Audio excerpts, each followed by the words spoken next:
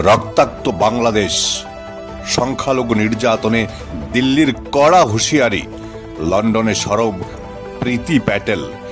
বাংলাদেশে সংখ্যালঘুদের উপর অত্যাচারের কালো মেঘ যেন কাটছেই না। একের পর এক হিন্দু হত্যার ঘটনায় উদ্বেগ প্রকাশ করেছে ভারতের বিদেশ মন্ত্রক। এমনকি এই ইস্যুতে সরাসরি ব্রিটিশ সাংসদ প্রীতি প্যাটেল চিঠি পাঠিয়েছেন ইউকের বিদেশ সচিবকে। ভারতের বিদেশ মন্ত্রকের মুখপাত্র রণধীর জয়সওয়াল স্পষ্ট জানান, বাংলাদেশে চরমপন্থীদের দ্বারা সংখ্যালঘুদের বাড়ি ঘর ও ব্যবসায়িক প্রতিষ্ঠানে হামলার ঘটনা একটি অস্বস্তিকর প্রবণতা হয়ে দাঁড়িয়েছে।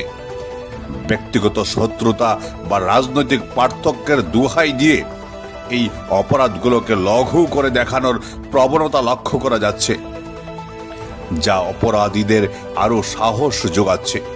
এই ধরনের ঘটনা সংখ্যালঘুদের মধ্যে চরম আতঙ্ক ও নিরাপত্তাহীনতার সৃষ্টি করছে। ভারত সাফ জানিয়ে দিয়েছে, ইউনিশ প্রশাসনকে দ্রুত ও কঠোরভাবে এই সাম্প্রদায়িক হামলা মোকাবিলা করতে হবে। বাংলাদেশের পরিস্থিতি এখন কেবল দক্ষিণ এশিয়ায় সীমাবদ্ধ নেই। ব্রিটিশ সাংসদ প্রীতি প্যাটেল ইউকের বিদেশ সচিবকে লেখা চিঠিতে বলেন, ধর্মীয় স্বাধীনতা রক্ষা করা উচিত। বাংলাদেশে হিন্দুদের হত্যা ও নির্যাতন অত্যন্ত অন্যায় এবং তা অবিলম্বে বন্ধ হওয়া দরকার। তিনি আরও উল্লেখ করেছেন, গত 18 দিনে অন্তত 6 জন হিন্দুকে হত্যা করার খবর পাওয়া গেছে, যা কোনোভাবেই গ্রহণযোগ্য নয়। তিনি ব্রিটিশ সরকারকে তাদের কূটনৈতিক প্রভাব ব্যবহার করে বাংলাদেশে স্থিতিশীলতা আনার আবেদন জানিয়েছেন।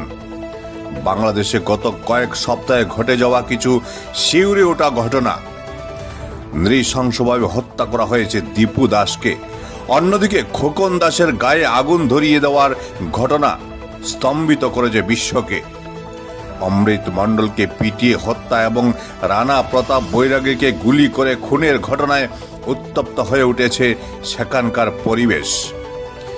ঝিনাইদহে এক হিন্দু বিধবাকে গাছে বেঁধে নির্যাতন এবং দেশের বিভিন্ন প্রান্তে সংখ্যালঘু বসতিতে অগ্নিসংযোগের খবর পাওয়া যাচ্ছে।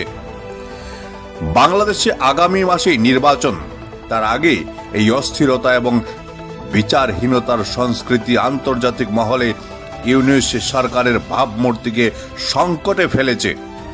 সংখ্যালঘু নিরাপত্তা সুনিশ্চিত না হলে এই পরিস্থিতি আরও ভয়াবহ হতে পারে বলে মনে করছেন কূটনৈতিক বিশ্লেষকরা।